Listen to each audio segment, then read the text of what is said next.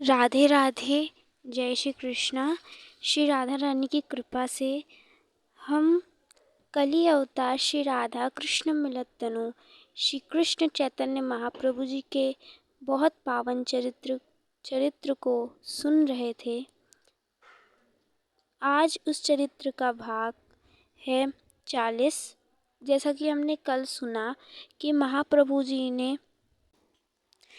तिरुमल पर्वत पर चढ़ाई कर वहाँ पर परिक्रमा करके तिरुपति भगवान के दर्शन किए, तिरुपति बालाजी के दर्शन किए। उसके पश्चात वे आगे बढ़कर मदुरई में रुककर ठहर कर वहाँ पर भगवान पार्वती और शिव जी के दर्शन किए। मीनाक्षी देवी सुंदरेश्वर शिव जी का दर्शन किया। फिर उसके आगे बढ़े तो वहाँ पर वे श्री रामेश्वरम भगवान के दर्शन किए, जहाँ पे भगवान राम ने स्वयं से बालू की रेत से शिव जी की शिवलिंग बनाई थी। वहाँ पर उन्होंने दर्शन किया। वहाँ पे उन्होंने कई कूपों में स्नान कर उसके पश्चात उन्होंने रामेश्वरम भगवान के दर्शन किए। उसके बाद कीर्तन करते हुए महाप्रभु जी आगे कन्याकुमारी में दर्शन किए। तो महाप्रभु जी ने कल इतने सारे तीर्थों के दर्शन किए थे।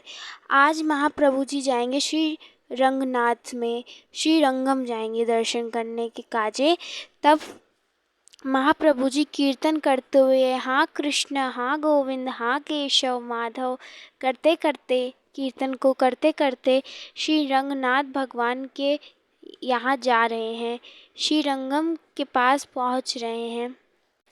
तृचनापल्ली भगवान के दर्शन काजे वे निकले हैं, खूब कीर्तन करके जा रहे हैं। और वहीं रंगनाथ में तिरुचमपल्ली में वहाँ पर गोपाल भट्ट जी उनका इंतज़ार कर रहे थे। अब यह प्रश्न आ रहा होगा कि स्थान का नाम तृचनापल्ली क्यों है? क्योंकि यहाँ पर भगवान राम ने तृष्णा नामक दैत्य का संहार किया था। इसी कारण इस तीर्थ का नाम पड़ा तृचनापल्ली। तो ये जो तीर्थ है, श्री रंगम भगवान जो हैं वे टापू पे स्थित हैं। जो पूरा टापू है वे कावेरी नदी से घिरा हुआ है। जैसे गंगा मैया यमुना मैया की बहुत महिमा गाई जाती है, उसी प्रकार जो श्री रंगम भगवान को घिरा हुआ नदी है कावेरी जी की भी उतनी ही महिमा गाई जाती है। कहा जाता है कि जो कावेरी जी के जल का पान करता है वे भगवान विष्णु के चरण को प्राप्त करता है। तो जो रंगम भगवान हैं वहाँ पर भगवान विष्णु का विग्रह है। जो विग्रह है वह शेष शैया पे पौड़े हुए हैं, लेटे हुए हैं। तो अब महाप्रभु जी श्री रंगम पहुँचे हैं। वहाँ पर महाप्रभु जी ने श्री रंगनाथ भगवान के दर्शन किए हैं, खूब कीर्तन किया है, प्रसाद पाया है। अब जो वहाँ के पुजारी थे, भक्तजन थे, उन्होंने महाप्रभु जी को श्री रंगनाथ भगवान का प्रकट होने के कारण की कथा सुनाई है। तो जो रंगनाथ भगवान जी हैं वे कलयुग, द्वापर, त्रेता, सतयुग से पहले प्रकट हो गए थे। कैसे प्रकट हुए थे? तो जब विष्णु जी की नाभि से भगवान ब्रह्मा प्रकट हुए थे तब ब्रह्मा जी ने पूरी सृष्टि बनाई और वे पूरी सृष्टि का देख रेख करते। तो एक दिन भगवान ब्रह्मा जी विष्णु भगवान के पास गए, ठाकुर जी के पास गए और ठाकुर जी से कहे कि हे ठाकुर जी, जितने भी पृथ्वी पे लोग हैं वे तो आपके विग्रह रूप में सेवा करते हैं, मुझे भी आपकी सेवा करनी है। तब ठाकुर जी ने पूछा, तुम्हें किस विग्रह स्वरूप के पूजा करनी है, सेवा करनी है?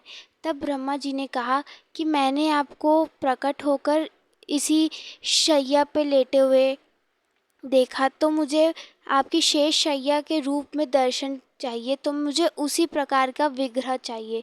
तब ठाकुर जी ने अपने हृदय से जो शेष शैया के रूप में भगवान जो विष्णु पौड़े हुए हैं उस रूप में उन्होंने विग्रह प्रकट किया और वह विग्रह उन्होंने ब्रह्मा जी को दे दिया। तब ब्रह्मा जी अपने लोक में वह विग्रह ले जाकर उसकी सेवा करने लगे। तो अब ब्रह्मा जी श्री विग्रह की सेवा करते हैं। अब ब्रह्मा जी को कई समय हो गए थे सेवा करते करते, तो उनके पुत्र गुरु वशिष्ठ जी को यह सेवा दे दी। तब ब्रह्मा जी के बाद गुरु वशिष्ठ जी ने उस श्री विग्रह की पूजा की, सेवा की। तब उस वक्त सूर्यवंश प्रकट हुए थे। तो जो वशिष्ठ जी थे वे सूर्यवंश जी के पुरोहित बन गए। क्यों? क्योंकि उन्हें लगता था कि उस वंश में कभी भगवान श्री राम आएंगे, जन्म लेंगे, प्रकट होंगे, तो उसी कारण वह उनके गुरुदेव बनेंगे। इसीलिए वे सूर्यवंश के पुरोहित बन गए। तब श्री राम भगवान ने वहाँ पर जन्म भी लिया। वे सूर्यवंश में 61वीं पीढ़ी में जन्म लिए हैं। तब जो वशिष्ठ जी थे सूर्यवंश पीढ़ी के पुरोहित बन जाते हैं।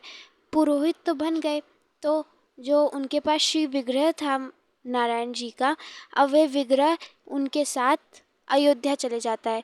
तो अब अयोध्या में खूब सेवा होती है। तो ऐसे पीढ़ियाँ बीतती गई। तो अब वे 61वीं पीढ़ी आती है जहाँ पर भगवान श्री राम जन्म लेते हैं।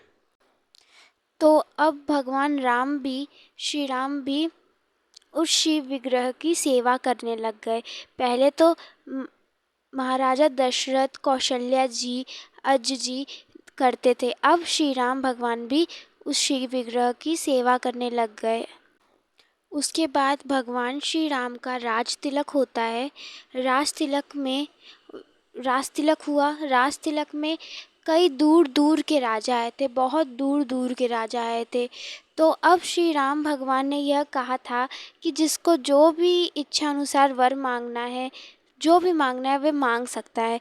तो सारे जो लोग थे सब अपनी मनो जो भी इच्छा थी वे मांगते। भगवान हनुमान कुछ मांगते, कोई कुछ मांगता। तो उसी सभा में रावण और विभीषण जी भी आए थे।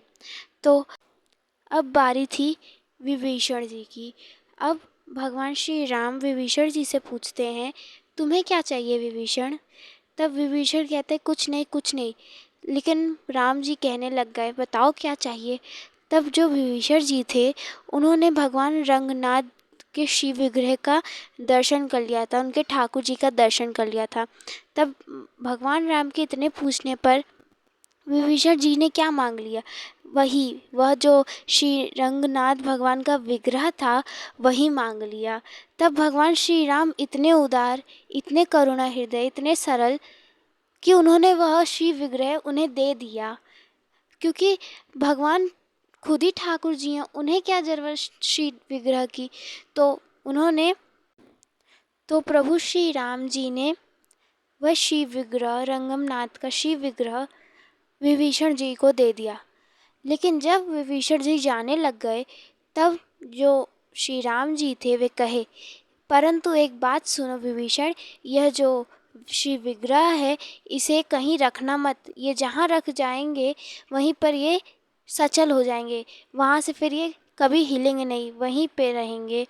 तब यह बात मानकर विभीषण जी मस्तक पे उस शिव विग्रह को रखकर चले गए। वे लंका की ओर जा रहे हैं। लेकिन जो ऊपर देवी देवता बैठे थे, जो देवता गण बैठे थे, वे देख रहे हैं कि जो विभीषण जी हैं वे ठाकुर जी को भारत देश से बाहर ले जा रहे हैं, जो कि सही नहीं। क्योंकि जो ठाकुर जी हैं वे पवित्र भूमि पर है, क्योंकि जो भारत है वो एक पवित्र भूमि है। तो कोई भी देवी देवता नहीं चाहते थे कि जो ठाकुर जी हैं वे बाहर जाएं, लंका में जाएं। तो उसी बीच विभीषण जी जा रहे थे। तो बीच मार्ग पर जो विभीषण जी थे उन्हें लघु शंका बहुत तेज लगी।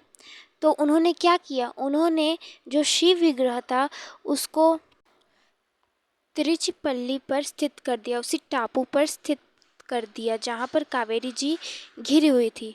वहाँ पर उस विग्रह को गर्भगृह बनाकर सहित उसे स्थित कर दिया और फिर गए, कार्य किया, वहाँ से निवृत्त हुए और निवृत्त होने के बाद वे रंगनाथ भगवान को उठाने लग गए, लेकिन वे भूल गए थे कि भगवान राम ने क्या कहा था कि वे अचल हो जाएंगे, फिर वहाँ से वे हिलेंगे नहीं।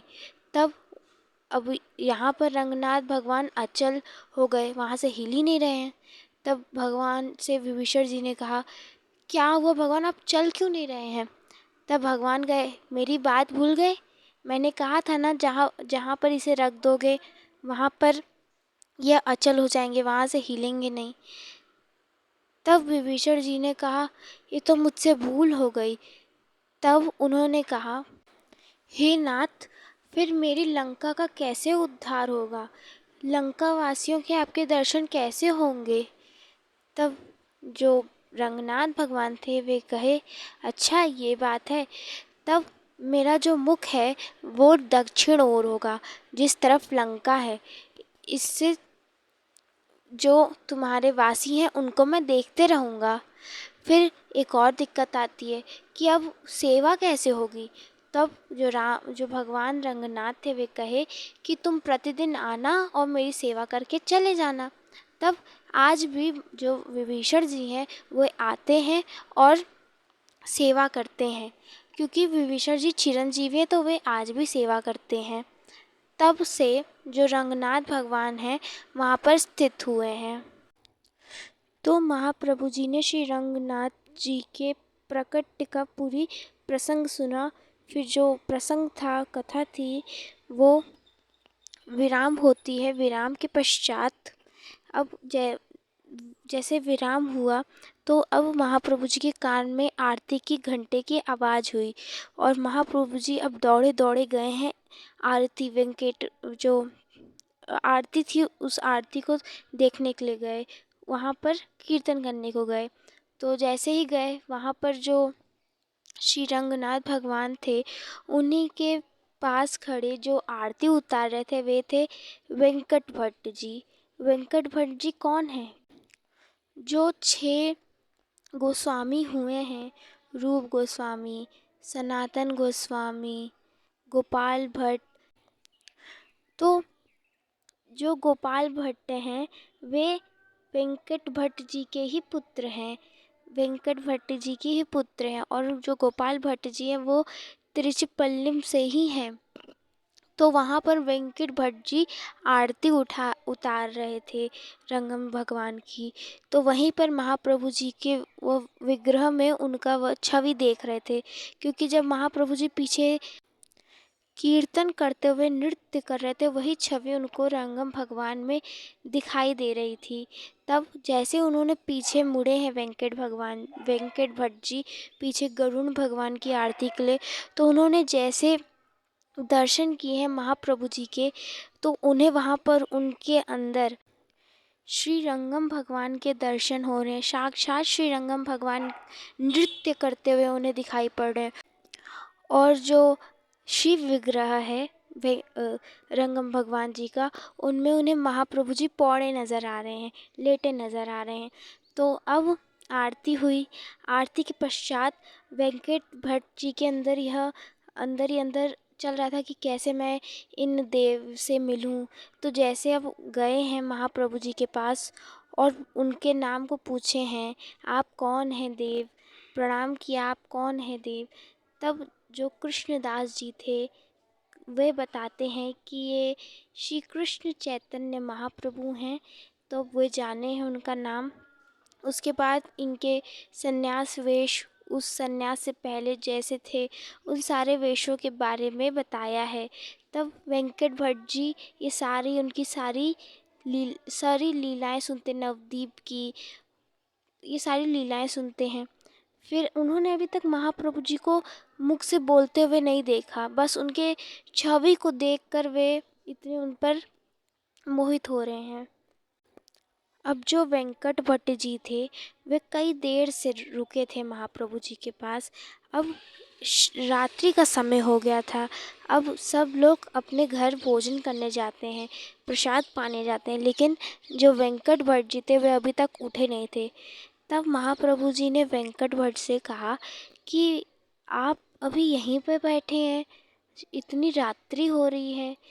तब वो जो वेंकट भट्ट जी कहते हैं कि हे महाप्रभु जी, यहीं पास ही में इसी रंगनाथ के पास ही मेरा भी घर है। आप इतने महान देव हैं, इतने महान हैं, आप जैसे मुनिवर अगर मेरे घर में पधारेंगे तो बड़ा अच्छा होगा। इसलिए हे महाप्रभु जी, आप मेरे घर में पधारिए। तो ऐसे आग्रह वेंकट भट्ट जी ने महाप्रभु जी से किया। तो श्री जी की कृपा से आज के प्रसंग को हम यहीं पे अंत करते हैं, विराम देते हैं। उनकी कृपा से हम कल जानेंगे कि महाप्रभु जी वेंकट भट्ट जी की कुटिया में जाते भी हैं, घर पे जाते भी हैं, और वहाँ पर उनके पुत्र गोपाल भट्ट गोस्वामी जी पर कृपा करते हैं। यह लीला हम कल महाप्रभु जी की सुनेंगे, श्रवण करेंगे। तब तक के लिए आप सभी भक्तों को राधे राधे, जय श्री कृष्ण।